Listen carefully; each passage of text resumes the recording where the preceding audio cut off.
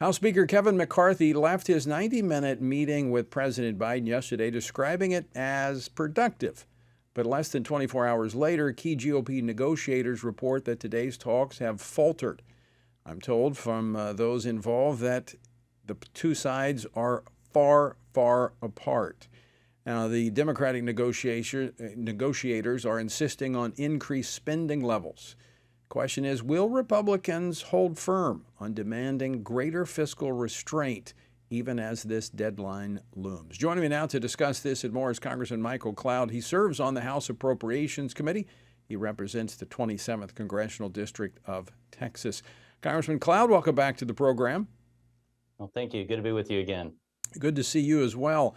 So Speaker McCarthy sounded encouraged after yesterday's meeting, but things appear to have kind of gotten off the tracks today. Your thoughts? Yeah, well, the fact that they're talking now, the White House, after months and months of saying they're not going to negotiate, all they're going to settle for is a clean debt ceiling. That is good in the sense that they're talking now, but they still want to raise how much money we're spending each and every year. They want to fund that by taxing Americans more and more money. And it's the continuation of the same thing we've seen that have led to $31 trillion in debt. We're saying, no, we're going to put this country on the right path. We're going to restrain our fiscal spending, the same thing every family's had to do with massive inflation and the hard economic times we've seen recently. So we're saying, hey, let's get back to, we've had a lot of mission creep over the last few decades. We have many agencies doing things that are well beyond their scope. Let's get this government back in check. Let's get this government back to doing the core functions of good governance and put this country back on a path of fiscal responsibility. I'm happy to see the Speaker holding the line on that. So, Michael, I spoke to some of your colleagues about the conference meeting this morning that took place where there was discussions. It sounded pretty encouraging that the Republicans are standing firm, solid in demanding that there be fiscal restraint from government. But what was your take on the meeting? Very much so. We are understanding that our country's in a very critical position. You study the rise and fall of nations throughout history. We cannot continue this path and continue to expect to be to enjoy the prosperity we've enjoyed, to enjoy the liberties we've enjoyed, and to be that shining city on the hill that benefit we've been to the whole world. We need to get our fiscal house in order. That's one of the biggest national security issues that we're facing right now. We need to, the IRA, the Inflation Reduction Act, that wasn't really about inflation, those provisions, part of this deal is rescinding many of those provisions that will completely skew how our economy works and really play into China's hands. That's an important part of this. And then the sensible things like we're done with COVID. Let's bring back that COVID spending. Let's not hire an army of IRS agents to go after the American people. Many of the provisions that the Dems are fighting for right now go to help the top 10% in our country. And we've got to, we're here to protect the people. We're here to protect and grow a middle class to get this country and this economy growing again, and to make sure that our freedoms and our liberties are preserved for the next generation. So, Congressman Cloud, I know you've been very focused on the border issue being from the state of Texas. Sure. Is the border issue going to find its way into this debt limit deal? I'd certainly like to see it. We passed H.R. 2. It'd be the strongest border bill passed if we're able to get it. We pass it through the House. We need to get it through the Senate.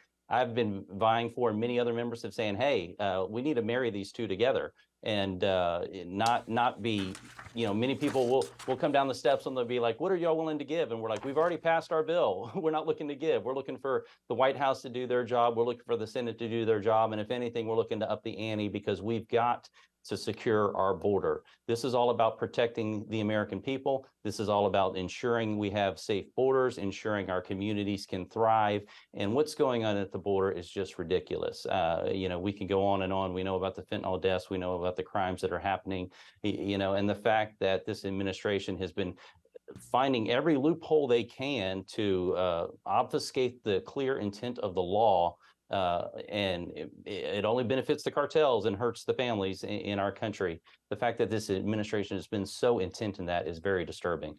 I played a clip earlier of Congressman Jerry Nadler in a subcommittee hearing today on the border. I'm going to play that clip again and get you to respond to that.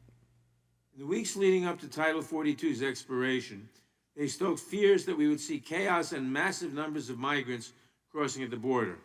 And yet, what happened? Thanks to the policies put in place by the Biden administration, the numbers at the border dropped by 70% following the expiration of Title 42. But the fear-mongering continues. Now, before you respond to that, I've got a graphic that tracks border encounters. And if you look at the actual numbers in the last year of the Trump administration, you see where they're at. They're at historic lows. They reach this historic high, and then they drop after this Title 42 to still what would be considered historically as a tremendous high. And they're like claiming, oh, our policies have reduced it. I mean, this is Yeah. insane. It's the constant redefining of definitions that we see coming from this White House to move their agenda forward. We remember when gas prices almost doubled and then it went down a penny and they're like, look at this great thing we've accomplished. And it was just ridiculous.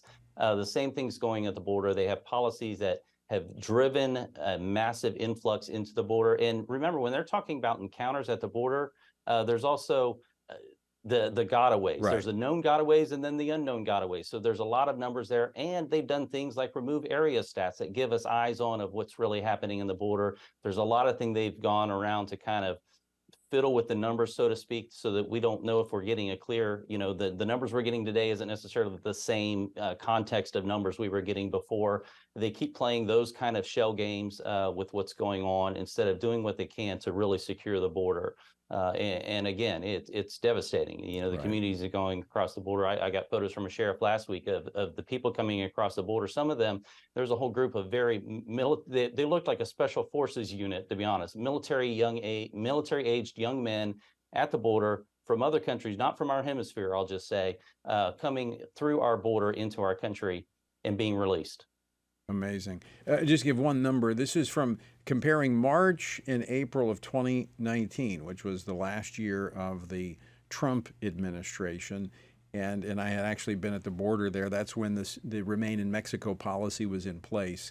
The total encounters that month was 62,353. Well, you fast forward to this past March and April, total encounters was 515,386. I mean, they don't even compare.